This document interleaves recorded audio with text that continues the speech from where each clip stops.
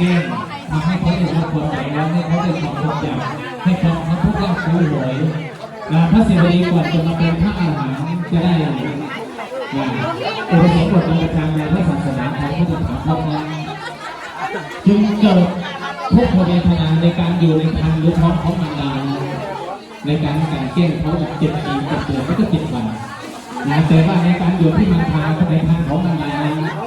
าต้องไม่มีทางที่โยกโย่ไม่เจ็บไม่ป่วยไม่ไข้กินอะไรก็กินได้เป็นความสุขแต่ด้วยการของพระศิวลีเจ้า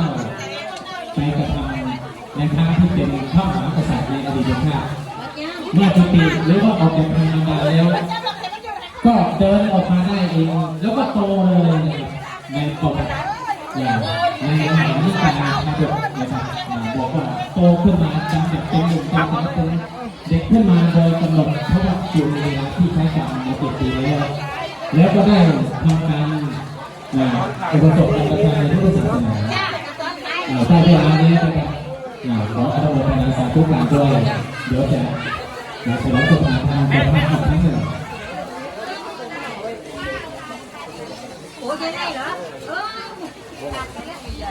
เพราะในขณะนี้มันจะเป็นคนผู้ใหญ่ผู้มีเมตตาร่วมถ่ายรูปแบบนี้เช่นเป็นคนมงคลพิธีนะครับในตัวของเจ้าบ่าวไทยนะครับแล้วก็จะได้ทำการปิดทองเป็นมรดกของพระศิวลีต่อจากนั้นเราก็จะได้ให้แขกผู้มีเกียรติเราทำได้เลยครับเอาเลยใช่ไหมเอาเลยเหรอได้เอาแซ่บเอาเลยแล้วเก่งนะอันนี้หนาวจ้ะใครขอไปลืมแล้วขอ